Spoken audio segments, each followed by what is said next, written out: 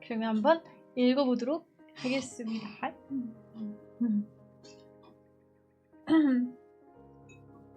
부금 소리 괜찮나요?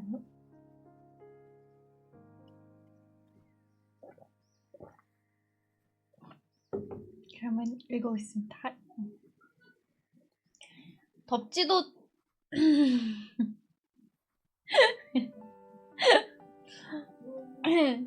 덥지도 춥지도 않은 날씨가 마음에 듭니다. 아빠의 손을 잡고 계곡을 따라 내려가고 있어요. 오솔길 양편으로는 온갖 꽃들이 산들바람에 꽃대롱을 흔들며 사흘치 인사를 몰아서 합니다. 구철초, 쑥부쟁이, 잔대, 마타리, 꼼딸비, 참쥐. 숲가 계곡에는 박새, 곤줄박이, 청우반새, 물까마귀, 동고미, 오목눈들이 후루후루 날아다닙니다. 청설모와 다람쥐들은 나무와 나무 사이로 건너뛰을 해대며 우리를 힐끔 바라보네요. 아빠가 하나하나 꼽아가며 가르쳐줍니다.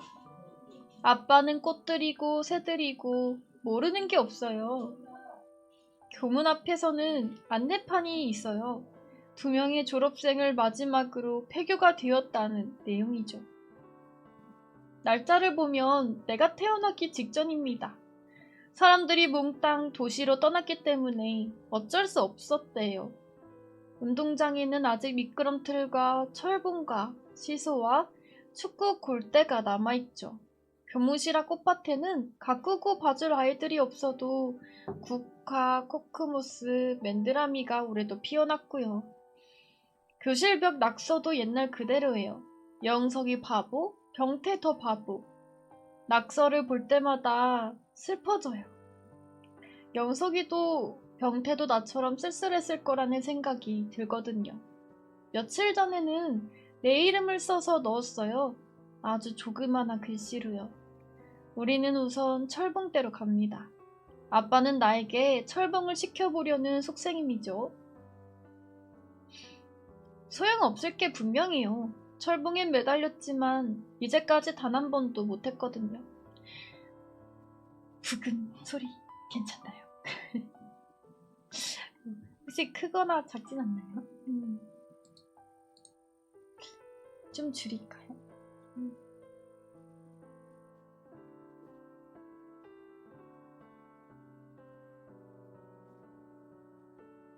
작은 편이에요? 그러면 우선 이렇게 해야겠다. 작구나. 오케이. 좋아요. 엥? 튼지도 몰랐다고요? 정말요? 그 평소에 돈의 소리도 작아요? 혹시? 어디?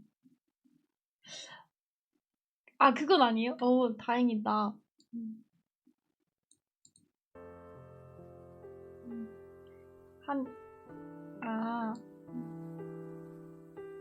한 이 정도로 해보도록 하겠습니다. 요 정도?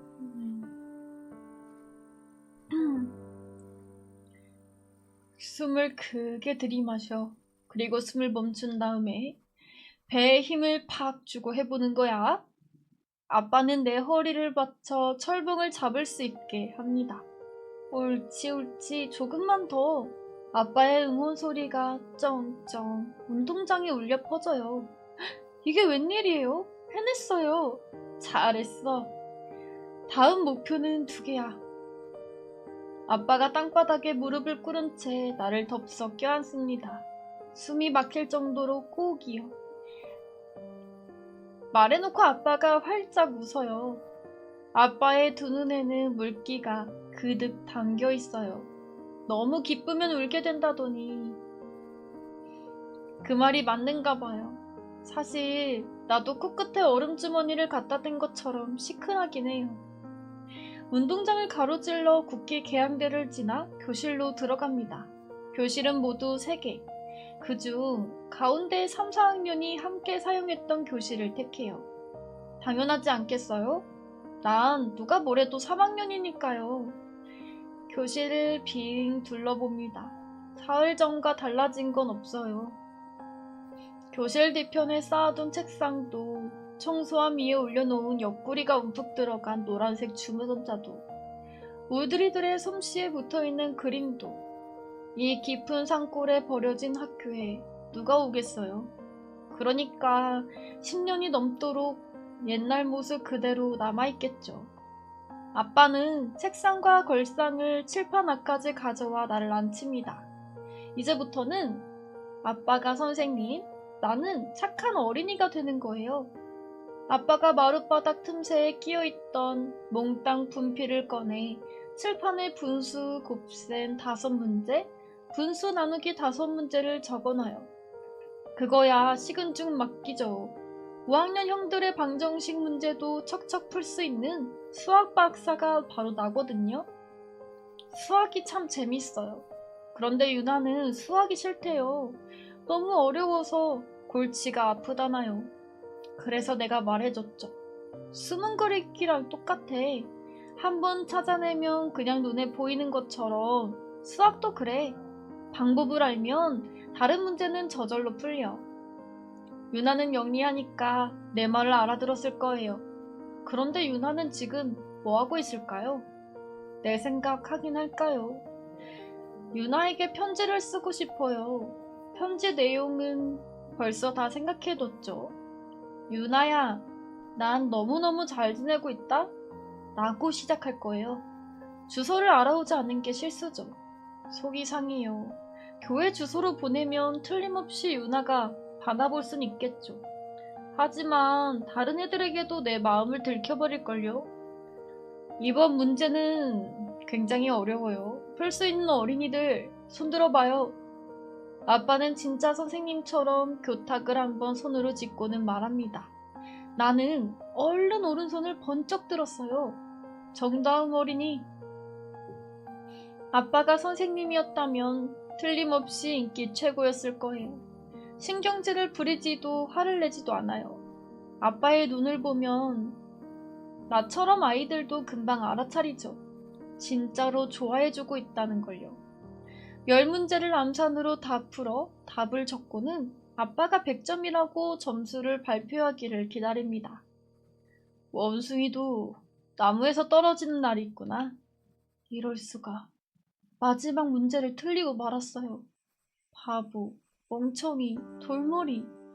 어떻게 약분을 잊어버릴 수가 있지? 화딱지가 납니다. 난요, 다른 아이들보다 못하는 게 너무 많아요. 달리기를 하면 꼴찌를 맡아놨죠.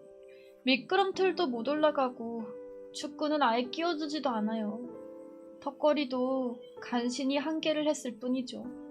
키도 작고 힘도 약하고 걸핏하면 아파서 병원에 입원이나 하고.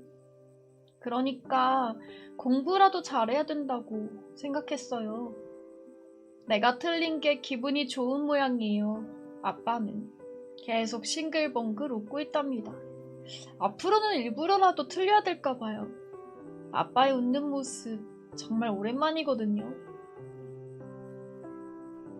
제4장. 모든 게 다 괜찮았다. 어제까지는. 아이의 회복사실 하나가 곧 모든 것이었다. 그는 참으로 오랜만에 살아있음을 실감했다. 오늘의 안녕에 감사했고 내일의 기대를 벅찬 감격으로 받아들였으며 세상과의 끈질긴 불안마저 해소된 느낌이었다.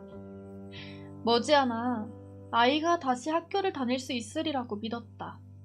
서울로 돌아갈 필요까진 없으리라.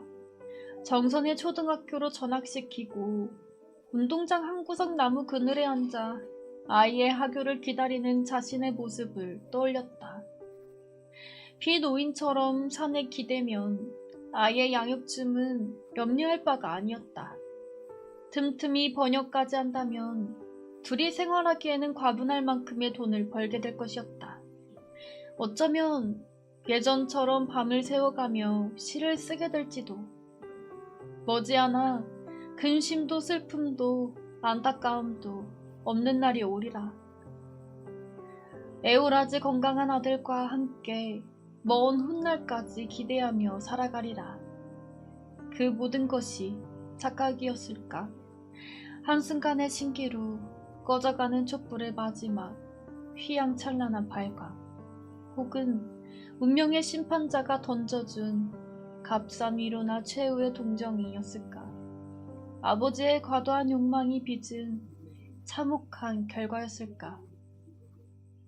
그는 벽에 등을 기댄 채 서서 굳게 잠긴 중환자실 철문을 노려보고 또 노려보았다.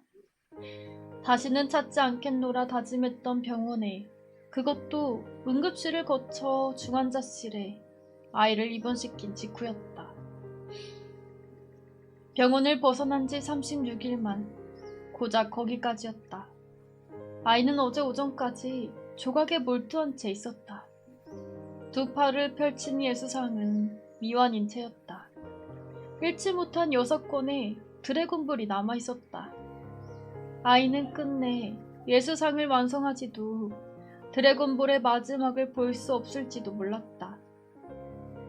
어제 저녁부터 아이에게 이상조짐이 나타났다. 갑작스러운 일이었다. 아무런 예고도 없이 거칠게 문을 두드리는 방문자였다. 마음의 준비 따위는 애초에 상관없다는 듯 졸지의 아이는 나락으로 떨어졌다. 신이 내려왔을 때 언제나 살인문 앞에서 그를 마중하던 아이는 잠들어 있었다. 아이를 깨워 버섯죽을 먹였다. 어느 날과 달리 통 먹질 못했다. 낮잠을 너무 많이 자서 아이가 머리가 아프다고 했다. 상을 물리기 무섭게 또 잠으로 빠져들었다. 이마를 짚어보니 제법 열이 올라 있었다. 감기일까? 단순히 감기라고 해도 좋을 게 없었다. 감기가 폐렴이 호흡 부전으로 진전될 가능성이 높았다. 그럼에도 부디 감기에 불과하길 간절히 원했다. 감기라면 적어도 최악의 경우는 아니었다. 그는 주체할 수 없을 정도로 떨려오는 손으로 아이의 귀 밑을 만졌다. 어제만 해도 멀쩡하던 임파선 부위가 부어 있었다. 이건 현실이 아니다. 단지 몹쓸 꿈을 꾸고 있으리라. 그는 신명 속으로 빠져든 주술사처럼 손머를 되내며 겨드랑이와 사타구니를 어루만졌다. 결국 방을 나와 뒷마루에 무너지듯 주저앉았다.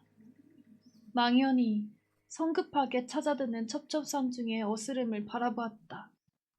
어느 골짜기에선가 배고픈 소적재가 울러댔다. 우스우스 가을 채비를 서두르는 나무들의 잎사귀 털어내는 소리가 아우성으로 들려왔다. 너네 동네는 괜찮았냐? 우리 동네는 눈 때문에 버스 안 오고 우리 난리던데. 후에 얘기 들어보니까 눈이 엄청 많이 내렸고 그로 인해서 지하철도 사람이 엄청 많고 또 그렇더라고요. 아이고 뭐가 미안해요. 눈 오는 거 어쩔 수 없는 거죠.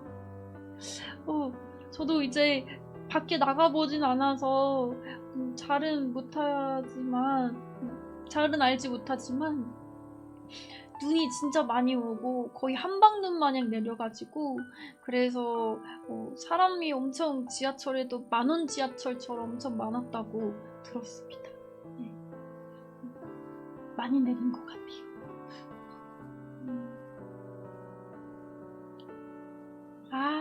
맞아요. 불가항력인걸요. 미안하지 않으셔도 됩니다. 아무튼 임명님 고맙습니다. 감사합니다. 그래요?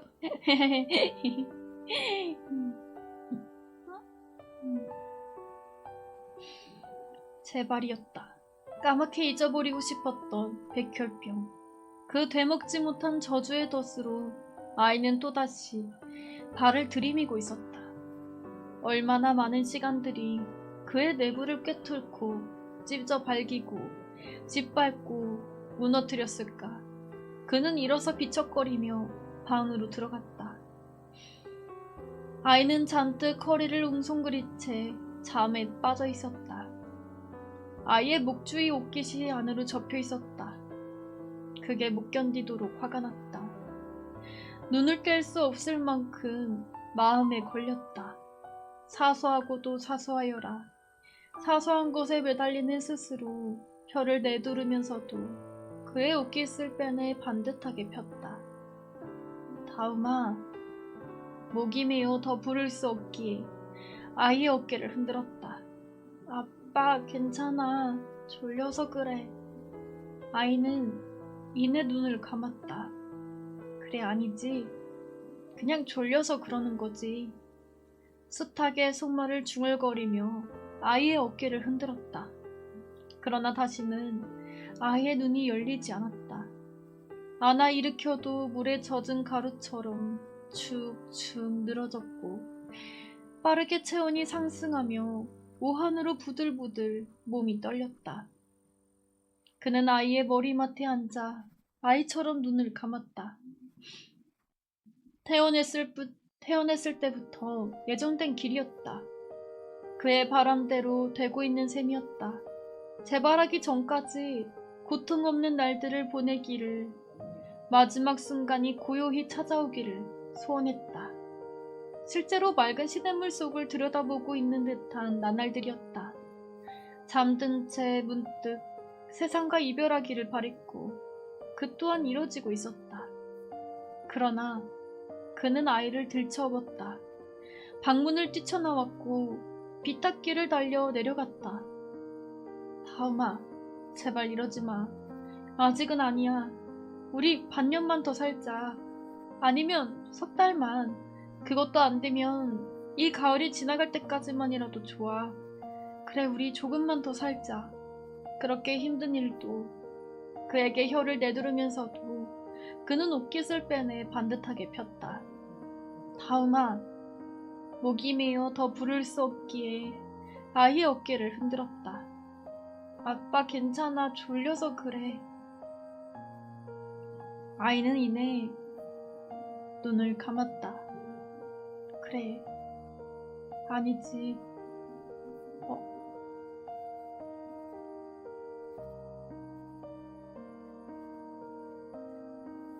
우리 조금만 더 살아보자.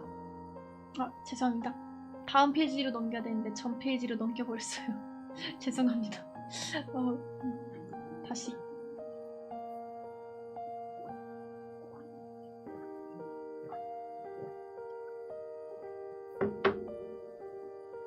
길을 쓰고 신음 섞인 말들을 토해냈다.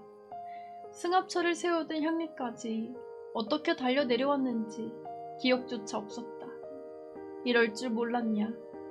이럴 줄 모르고 첩첩산중까지 기어들었냐. 줄곧 후회와 자책과 탄식의 길이었다. 정선의 병원에 도착했을 때 아이는 혼수 상태에 빠졌다. 몸은 불두덩이처럼 달아올랐다. 그럼에도 입술은 새파랗게 질려 있었고 온몸이 흔들릴 정도로 심하게 떨렸다. 산소 마스크가 씌워져 있었다. 응급조치를 취한 의사는 당장 큰 병원으로 옮기라고 명령했다.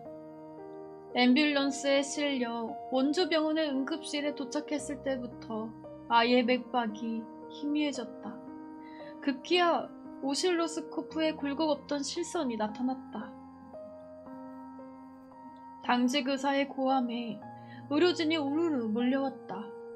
CPR! CPR! 아이의 가슴에 전기 충격 장치가 올려졌다. 충격을 가할 때마다 깃털처럼 가볍게 아이가 풀썩 튀어올랐다. 가슴팍에는 불에 댄 듯 벌겋게 낙인이 찍혔다. 응급실에 머문 시간 동안 아이는 2차례 더 심폐소생술을 받고 중환자실로 옮겨졌다. 호흡이 겨우 몇 가닥 잡히긴 했지만 잠시도 안심할 수가 없는 혼수 상태였다. 울고 싶은 자, 울어야 되는 법. 목 놓아 통곡해도 좋을 처지였고 누가 뭘 할 사람 없는 중환자실 앞이었다. 눈물 한 방울 흘러내리지 않았다. 가슴 속에는 온갖 감정들이 들끓고 있었건만 쥐어짜 한 방울 눈물조차 만들어내지 못했다. 어쩌자고, 어쩌자고. 차라리 뼈가 산산조각 으스러지도록 중환자실 철문에 주먹질이라도 하고 싶었다. 아이의 운명에 대해서, 세상에 대해서, 아버지라는 이름의 스스로에 대해서. 뭘 좀 먹어야지. 구내식당에 돌아온 피노인의 말이었다. 꼬박 새끼를 굶었다. 허기조차 사치였다. 냠냠님 어서오세요. 허기 따위나 면허자고 중환자실 주위를 떠나고 싶진 않았다. 육개장이 그냥저냥 먹을만 하더라고. 여기엔 내가 있을 테니까 다녀오시게나. 영감님, 그만 돌아가세요. 나야 산 오르는 것 빼고는 별일 있는가. 오늘 못 오르면 내일이고 내일 못 오르면 또 다음에 가면 어떠하리. 피노인의 육개장이라고 적힌 식권을 그의 손에 쥐어주며 등을 떠밀었다. 그가 생각이 없다며 되풀이 말해도 막무가내였다. 자네가 먼저 기운을 차려야지. 자네마저 이러고 있으면 쓰겠는가. 목 놓아 통곡해도 좋을 처지였고 누가 뭐랄 사람 없는. 에이, 진짜 꿀. 구내식당은 한가했다. 그는 구태여 구색자리에 찾아들었다. 자꾸 이상하게 누르네. 신경 쓸게요.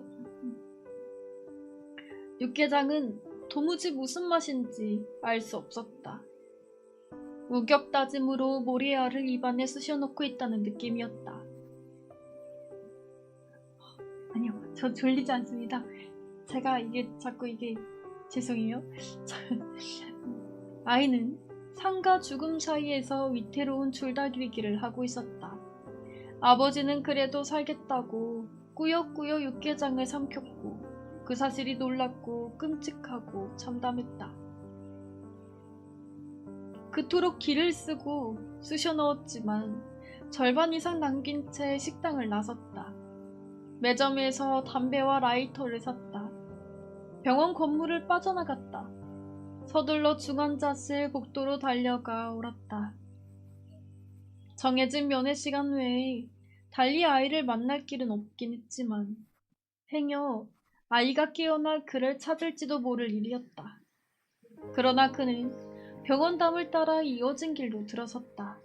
길이 끝나는 곳에 벤치가 있었다. 맞은편 벽돌 건물 위에선 불박힌 십자가가 보였다. 기독교 계통의 병원인 만큼 교회가 들어와 있는 게 별스러운 일은 아니었다. 그는 벤치에 앉아 십자가에 눈길을 고정시킨 채 담배를 물었다.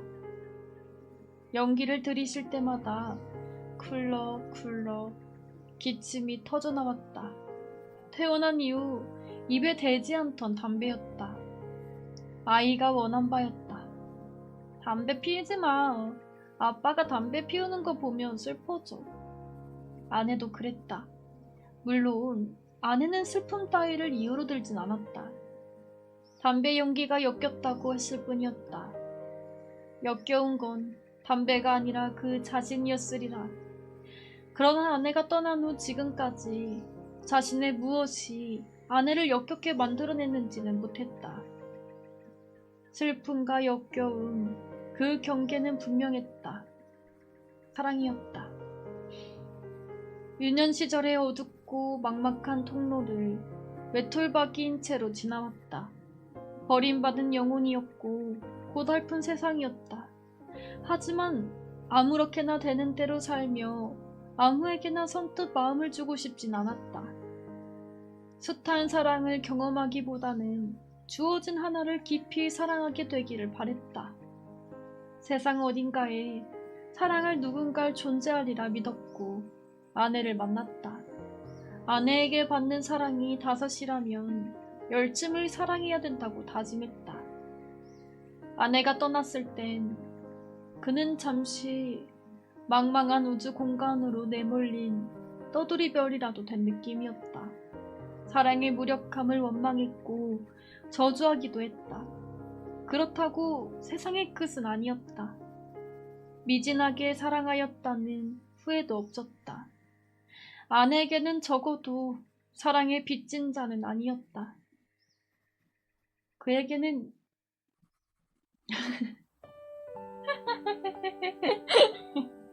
아니 진짜 그게 지금 무슨 소리예요?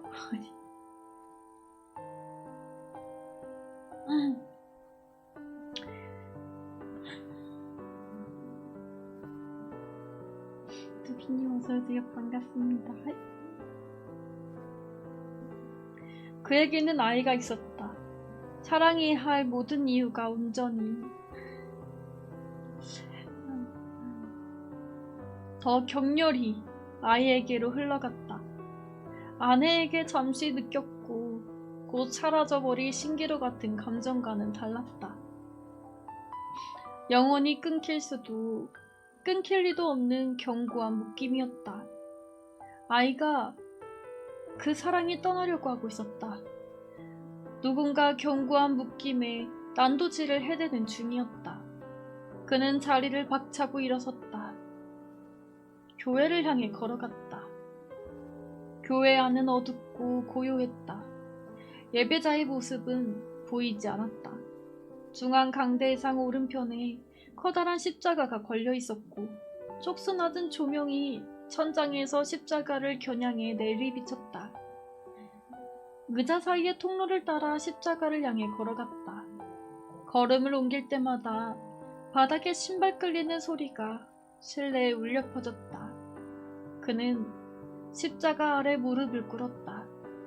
삶을 조율하려는 절대자가 하나님이라면, 아이가 믿는 바대로 전지전능의 하나님이라면 따져묻고 싶었다. 불쑥 눈물부터 터져나왔다. 의도하진 않았다. 의도라니 눈을 부릅뜨고 십자가를 노려보려고 했다. 저절로 뜨거운 눈물이 흘러 뺨을 적셨다. 죽어가는 아이 앞에서도 차마 흘리지 못한 눈물이었다. 하나님, 그래요.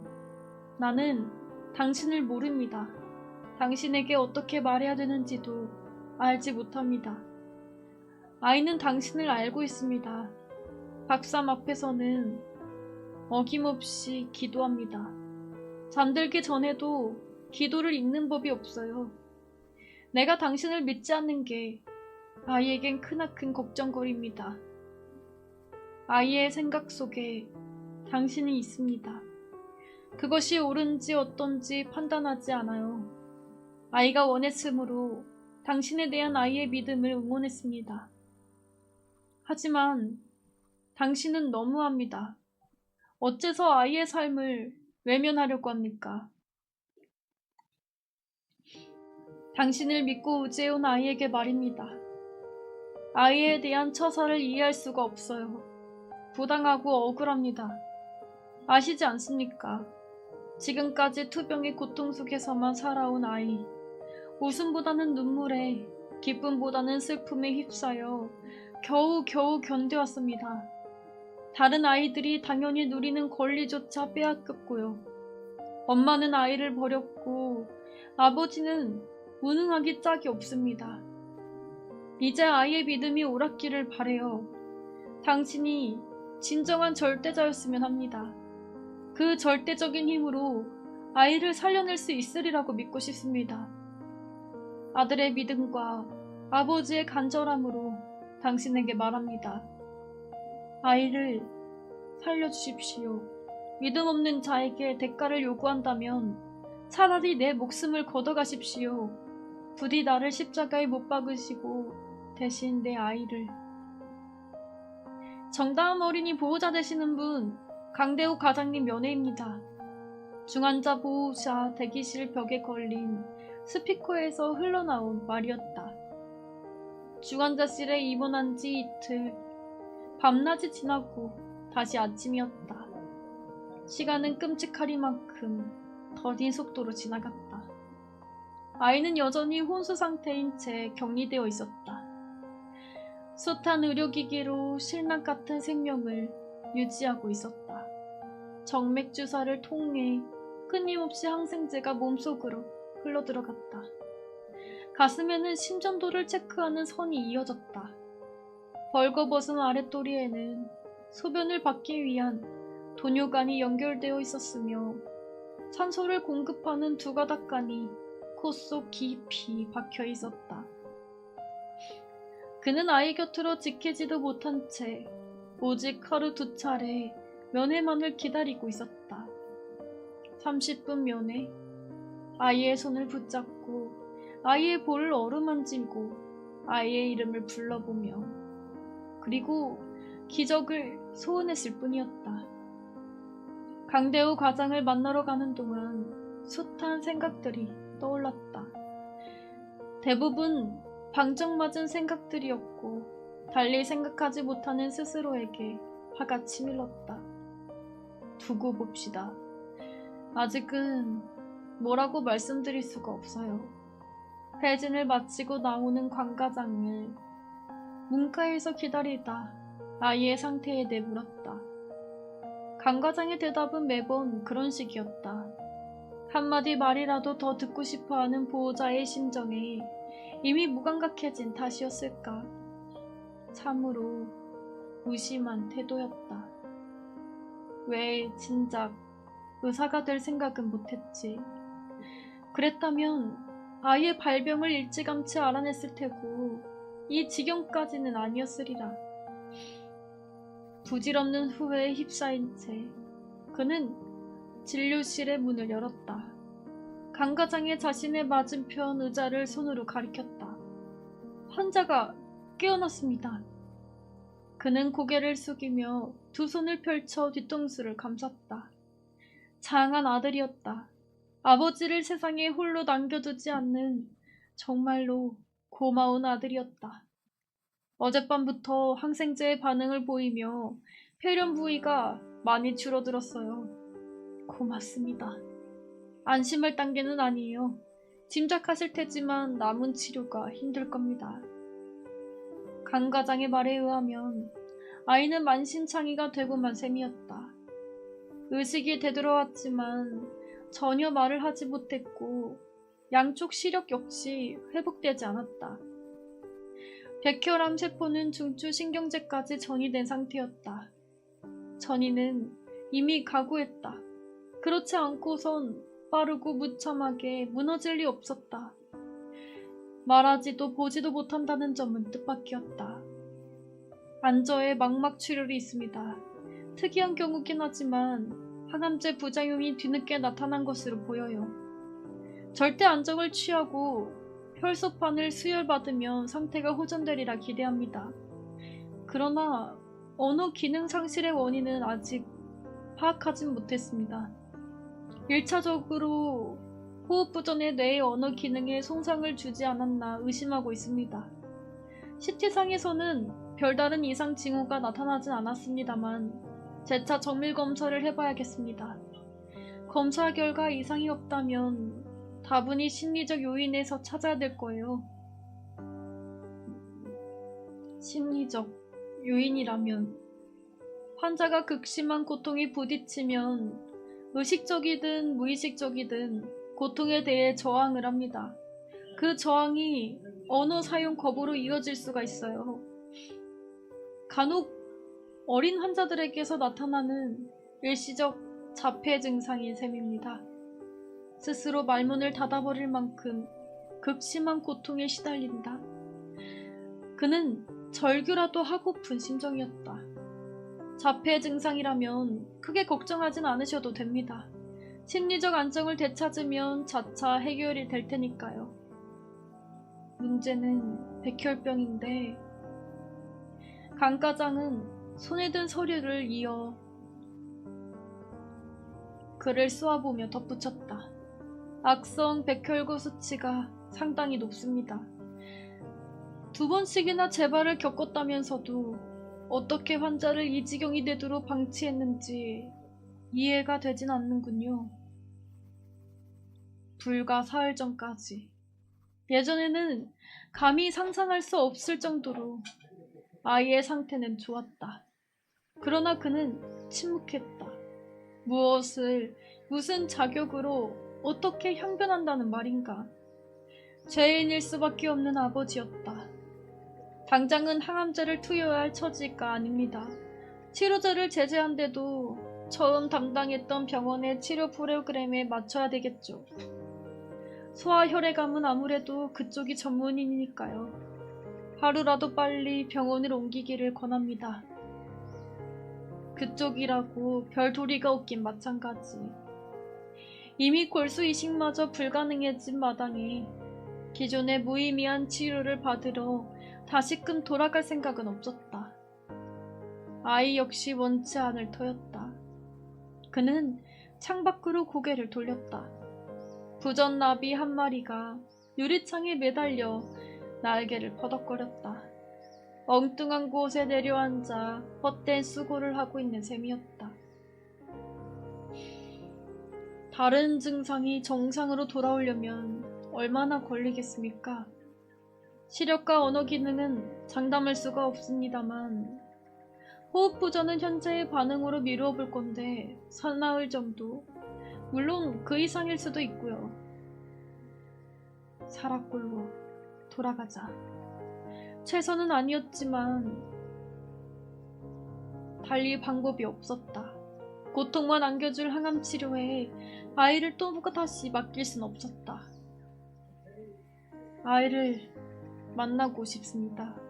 면회 시간까진 기다릴 수가 없어요.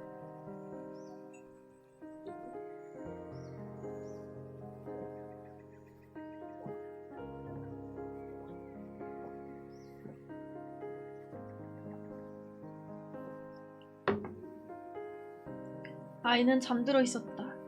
아이의 몸에 부착된 갖가지 의료기기들도 그대로였다. 재차 혼수 상태로 빠져든 것은 아니었을까. 덜컥 가슴이 내려앉았다. 링거 주사액을 교체하는 간호사가 수고했다는 말로 아이의 소생을 입증해 주었다. 그는 침대 시트를 두 손으로 짚고 아이를 굽어보았다. 고작 사흘이 흘렀을 뿐이었다. 사흘 전 아이의 모습이 아니었다. 실핏줄이 드러날 만큼 창백한 낯빛은 그렇다고 치더라도 백혈병이란 원래 그 지경으로 만들어 놓은 것이니까 그동안 뽀얗게 살이 올랐던 볼은 광대뼈가 드러날 만큼 여의었다. 눈두덩은 푹 꺼져 짙은 그늘이 드리웠고 반쯤 벌어진 입술은 허옇게 갈라져 있었다. 다시 돌아왔다. 처음으로. 그는 손말을 삼켰다. 사라골에서 한껏 타올랐던 희망의 불꽃은 꺼져버렸다. 다시 체념이고 다시 절망의 바치에 웅크린 채 진저리를 쳐야 했다. 문득 아이를 흔들어 깨우고 싶은 갈망이 밀려왔다. 아빠, 날 좀 여기서 꺼내줘. 아이의 호소가 그의 가슴 속에 울려 퍼졌다.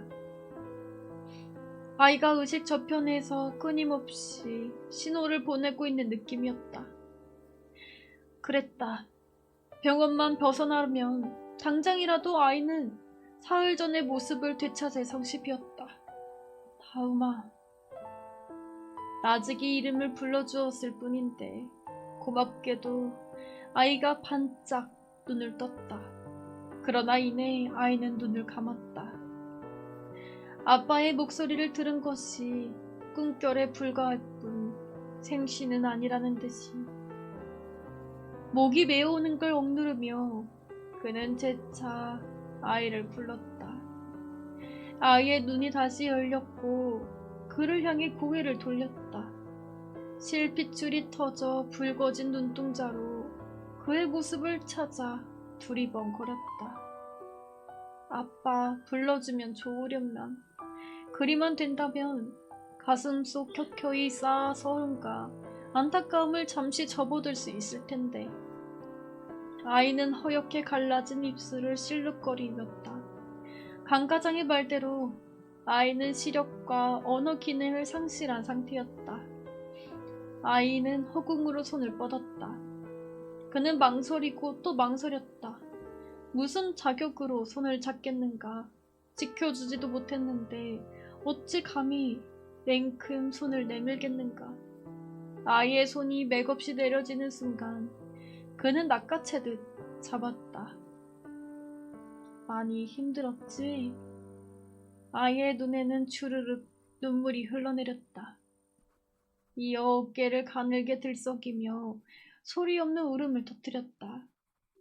그는 아이의 눈물을 손으로 뻗어 훔쳐내며 더듬더듬 입을 열었다. 미안해, 미안해 아빠가.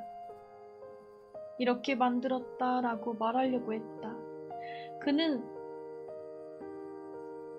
서둘러 창밖으로 고개를 돌렸다. 아이에게 차마 눈물을 들키고 싶진 않았다. 아이가 볼 수 없고 말할 수 없더라도 아버지의 마음은 엄중한 거였다. 비록 아버지 노릇을 못 샀을지언정 높고 푸른 하늘 위로 구름 몇 점이 두둥실 떠 있었다.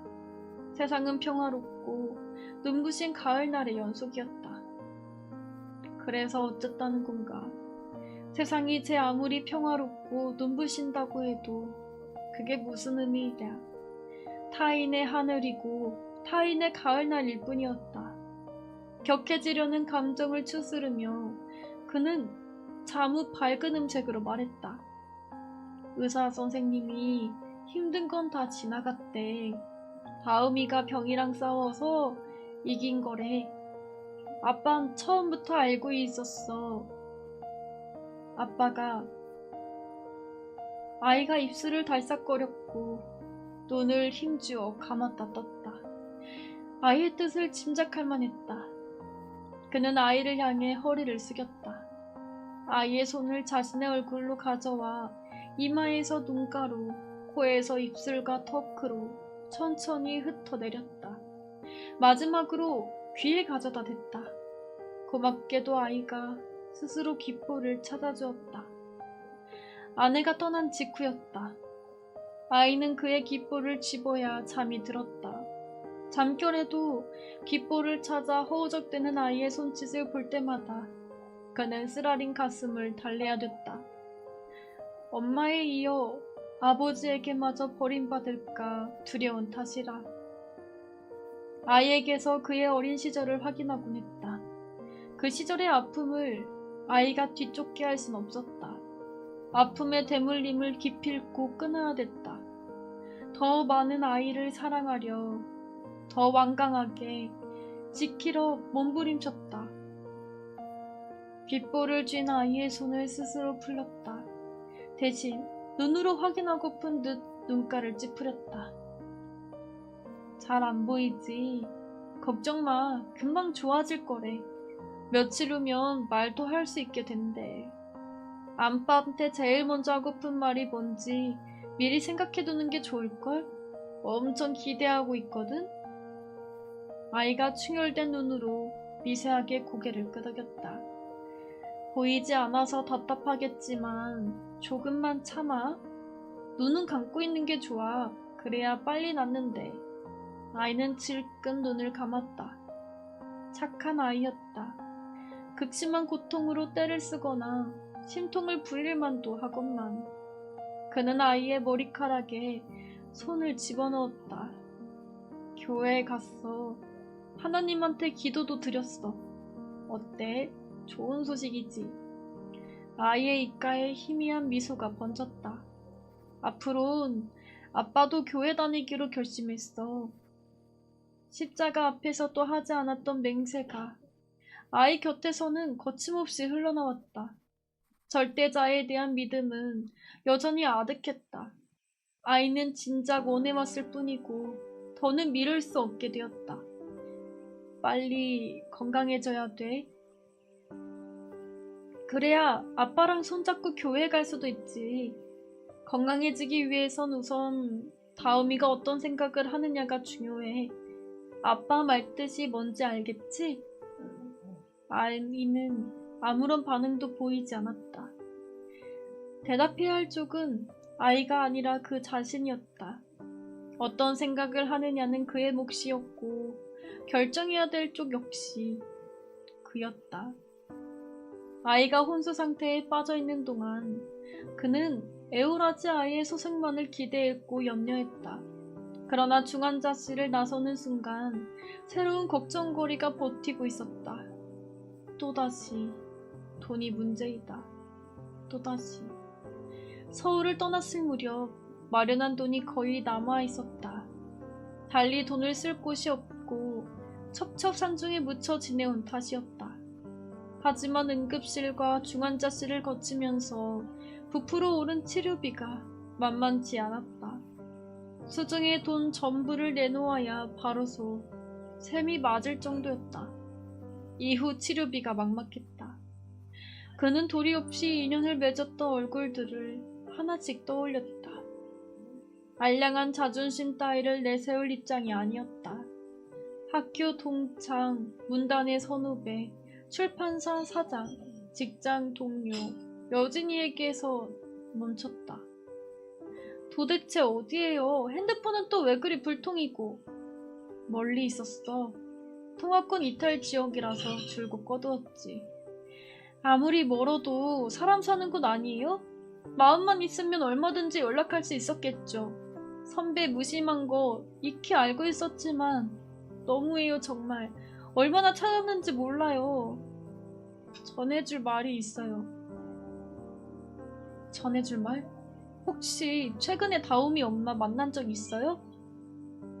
없어 최근엔. 다움이 엄마가 날 찾아왔어요. 굉장히 급한 일이라면서 선배 연락처 가르쳐 달랬어요. 망설여지더라고요. 얄밉기도 했고 뒤늦게 웬 호들갑이냐는 생각도 들고 선배 마음이 어떤지도 알 수 없고 해서 결국 핸드폰 번호 알려줬어요. 나라면 상종도 하지 않았겠지만 선배는 워낙 속 깊은 사람이잖아요. 그게 좋다거나 본받을 만하다는 의미는 아니고요. 물론 알아들었다. 그가 아내의 그늘을 떨치지 못했다는 비난이었다. 과연 그럴까? 과거에 매달릴 만큼 현재가 한가한 적이 있었던가? 아이가 투병을 시작한 시작 이래 줄곧 여진이의 목소리가 다시 들려왔다. 선배가 살던 집에 갔어요. 동사무소 전입지 확인도 해봤죠. 소리 소문 없이 증발하셨더라고요.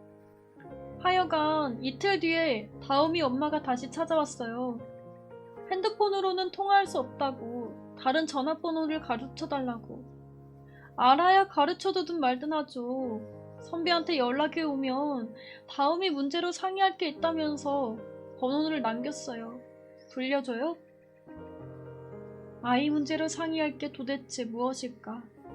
아내에겐 아이란 단지 있고 싶은 존재가 아니었던가. 자신의 길을 가고자 작심한 엄마였고 실제로도 그러했다. 이제와 아이를 찾는다면 여진이의 말대로 뒤늦은 호들갑에 불과했다. 여진이의 거듭된 재촉을 받고서야 그는 입을 열었다. 그럴 필요 없어.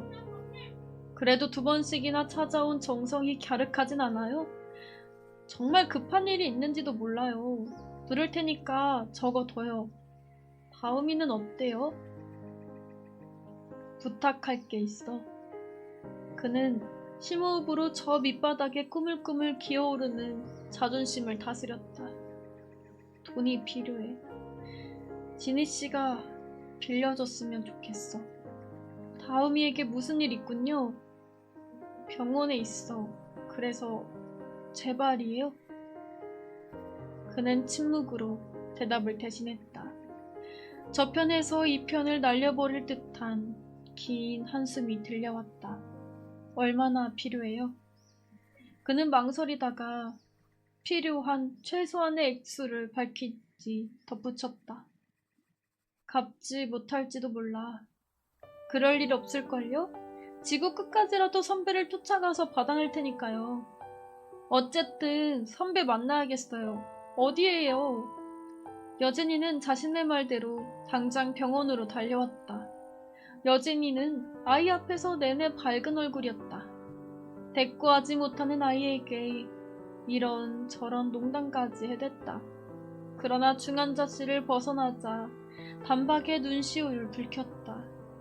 보지도 말하지도 못하는 아이의 상태가 가슴에 사무친 모양이었다. 그들은 병원 건물을 나와 교회 앞 벤치로 향했다. 벤치에 앉자 여진이는 핸드백에서 손수건을 꺼내 얼굴을 묻었고 이내 어깨를 들썩이기 시작했다. 그는 치악산의 우르르한 자락을 바라보며 푹푹 담배 연기를 뿜어냈다. 하늘은 푸르고 해는 소녀까지 아직 한참 거리건만 성급한 낯다리의 산자락에 걸려 있었다. 아이의 창백한 낯빛을 닮은 초승달이었고 푸른 하늘과 빛나는 태양 속에 섞여 정승맞고도 어설픈 부조화를 연출하고 있었다. 여진이는 좀처럼 울음을 그치지 않았다. 여자가 울 때는 말리지 않는 법이라고 했다. 그건 불씨의 기름을 두리붓는 꼴이기 때문이란다. 또 여자가 울면 왜 우느냐고 물어선 안 된다고 경고했다. 무슨 이유로 울고 있는지 정작 여자 스스로도 모르는 경우가 많기 때문이라고 했다. 그러나 여진이는 아이가 불쌍하다고 울었고 앞으로 어떻게 되는 거냐고 묻고선 다시 울었고 마지막으론 선배 때문에 가슴이 아프다며 또 울었다. 세상에는 아직도 우리를 위해 울어줄 사람이 남아있었구나. 외톨박이 우리에게도. 여진이의 흐느낌은 애틋한 여운으로 다가왔다.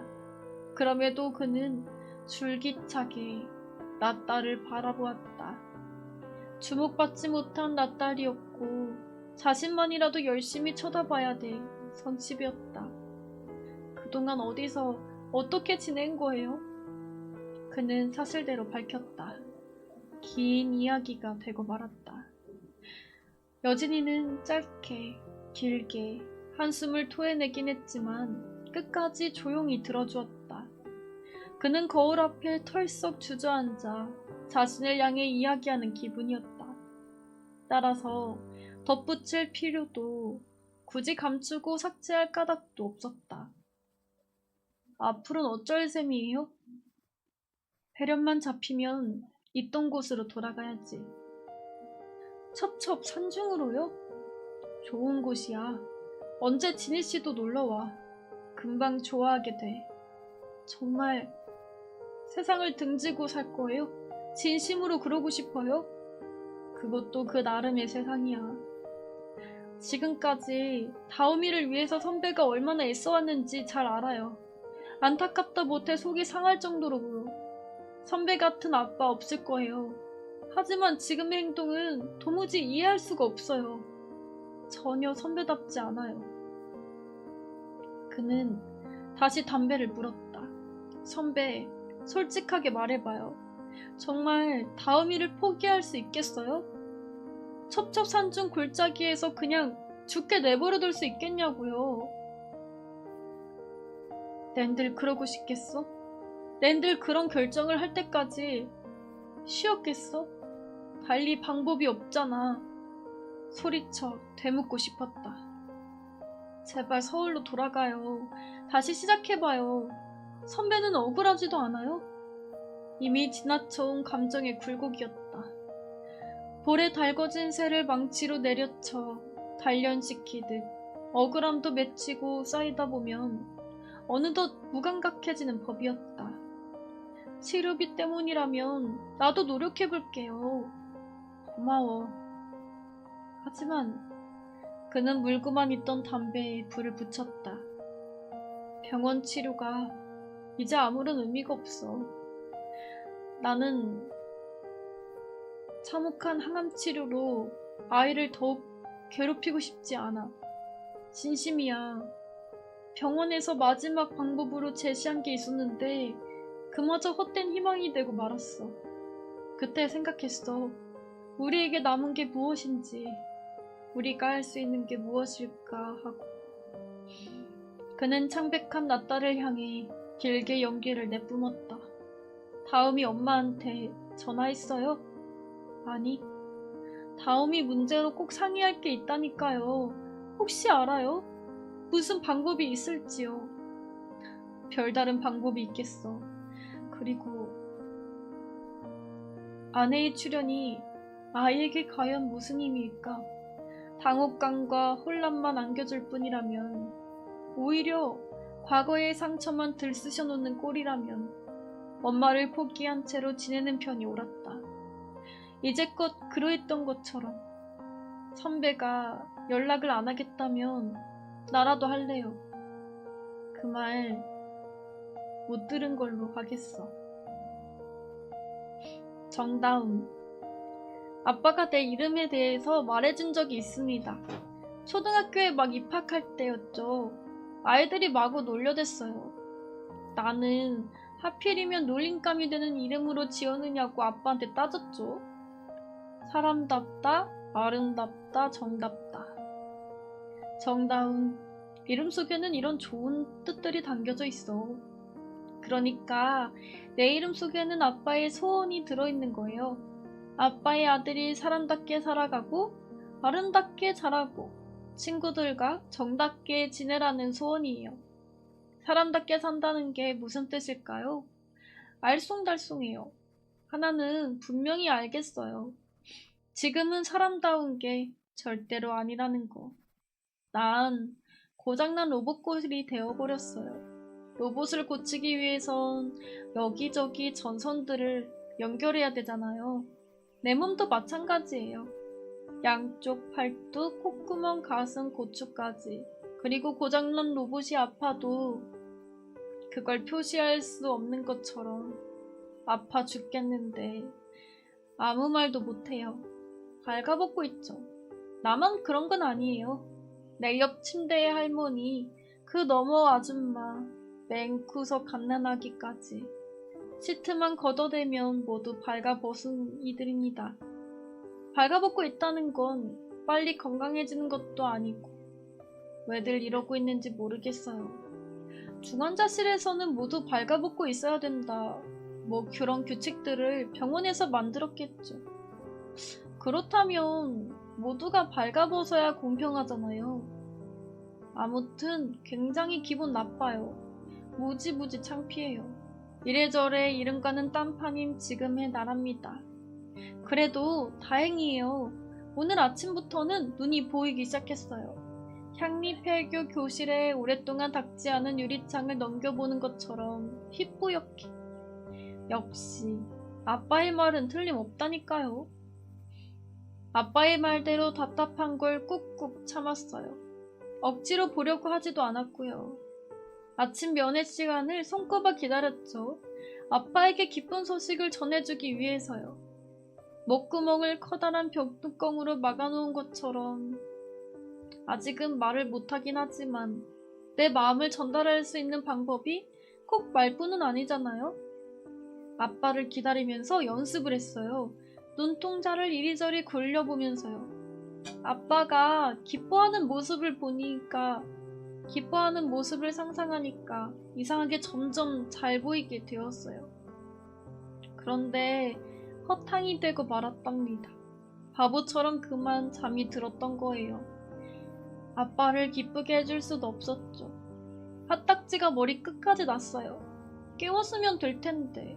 그러면 내가 반짝 눈을 떠서 아빠를 바라보고 눈으로 많은 이야기를 했을 텐데. 아빠는 그냥 날 쳐다보다가 면회 시간을 몽땅 보낸 모양입니다. 정말이지 아빠가 보고 싶어 미치겠어요. 아빠의 얼굴을 까맣게 잊어버린 기분마저 들거든요. 내가 정신을 차리면서 하루에 2번 아빠를 만나고 있어요. 하지만 직접 눈으로 아빠를 보진 못하고 목소리만 들었으니까 만나도 절반밖에 안 되는 셈이죠. 아니, 절반도 못 될걸요. 왜냐하면 아빠는 원래 말이 없는 편이거든요. 말을 해도 마음속 이야기를 모두 밖으로 꺼내놓지 않고요. 그래서 아빠의 생각을 알아차리기 위해선 반드시 얼굴을 봐야 됩니다. 며칠째 중환자실에 누워있는지도 모르겠어요. 그제는 고모, 어제는 사라골 할아버지가 찾아왔죠. 오늘은 또 누가 올까? 유나요? 유나가 온다면 정말 좋겠죠. 그런 기적은 아예 기대하지 않는 편이 낫다고 생각해요. 혹시 서울이라면 모르지만요. 언제까지 이곳에 있어야 될까요? 정신도 차렸고 유리 조각이 박힌 것처럼 아프던 가슴도 많이 괜찮아졌어요. 왜 일반 병실로 옮기지 않는 걸까요?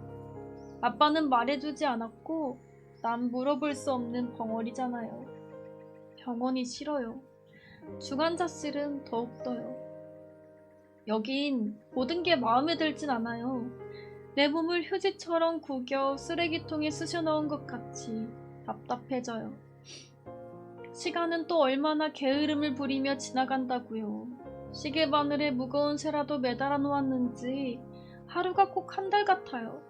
면회 시간을 빼어놓고는 사람 목소리도 들을 수가 없죠.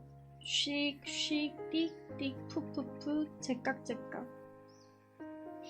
기계 소리만 계속해서 들려요. 그리고 중환자실은 자꾸만 성우를 생각나게만 만들어요. 나도 성우처럼 죽게 되는 걸까요? 성우가 엄마를 슬프게 만든 것처럼 나도 아빠를 가슴 아프게 만들고 말까요? 내가 무척 아끼는 어린이 과학백과가 있답니다. 12권 중에서 제8권이 민물고기 편이에요. 거기에 가시고기라는 조그만 물고기가 나와요. 가시고기는 참 이상한 물고기예요. 엄마 가시고기는 알들을 낳은 후에 어디론가 달아나 버리고요. 알들이 어찌어찌 되든 상관없다는 듯이요. 아빠 가시고기가 혼자 남아서 돌보죠. 알들을 먹으려고 달려드는 다른 물고기들과 목숨을 걸고 싸운답니다. 먹지도 잠을 자지도 않은 채 맞아요. 죽었어요. 그 아이는 죽었어요. 아파가지고.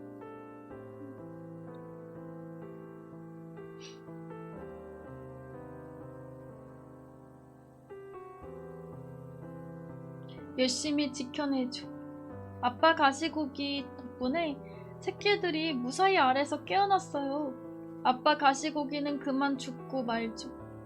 새끼들은 아빠 가시고기의 살을 뜯어먹고 무척 무럭무럭 자란답니다. 결국 아빠 가시고기는 뼈만 남게 되고요. 아빠 가시고기는 왜 죽어버리는 걸까요? 책에는 설명이 나와 있진 않아요. 하지만 뭐 뻔한 거 아니겠어요? 새끼 가시고기들을 지켜주기 위해 너무 힘을 뺀 탓이겠죠. 가시고기는 언제나 아빠를 생각나게 만듭니다. 내 마음속에는 슬픔이 뭉게구름처럼 피어올라요. 아, 가시고기, 우리 아빠. 아빠는 힘든 건 다 지나갔다고 말했어요. 감기 때문에 입원한 거고 감기만 나으면 사라골로 돌아간다고. 그렇지만 설마 감기 때문에 중환자실에 입원했겠어요. 내가 말할 수 있다면 당장 물어봤을 거예요. 백혈병은요? 옛날엔 치료받을 때 너무 아파서 팍 죽어버리고 싶었어요. 하나님한테 실제로 그렇게 기도했고요. 사라골에 있으면서 생각이 변했어요. 솔직히 저절로 그렇게 됐어요. 사라골에선 죽고 싶다는 생각을 한 번도 하지 않았습니다. 조금은 갑갑하긴 했지만 즐거웠어요. 아빠의 얼굴도 언제나 햇살처럼 밝았고요. 백혈병이 재발한 걸까요? 아빠는 큰 비밀인 것처럼 끝까지 말해주지 않겠죠? 나한테 불리한 건 절대로 말해주지 않는 아빠니까요. 난 벌써부터 각오했답니다. 지금 내 몸은 옛날 재발했을 때랑 아주 비슷하거든요. 다시 끔찍한 치료가 시작되겠죠. 재발이 계속되면 살아날 가능성이 줄어든다던데. 살고 싶어요. 살 수만 있다면 약이든 주사든 참아낼 자신이 있어요. 그동안 내가 훌쩍 컸다는 뜻일까요? 하여튼 난 살고 싶고 사라골에서처럼 다시 즐거워졌으면 좋겠어요. 그러면 아빠 얼굴도 환해지겠죠? 또 그러면 아빠 가시고기처럼 될지도 모른다는 걱정을 하지 않아도 될 테고요. 여기까지 한번 읽어보도록 하겠습니다. 너무 슬프다. 가시고기 나는 참 아프다는 게 이게 참 너무 슬퍼요. 그죠? 백혈병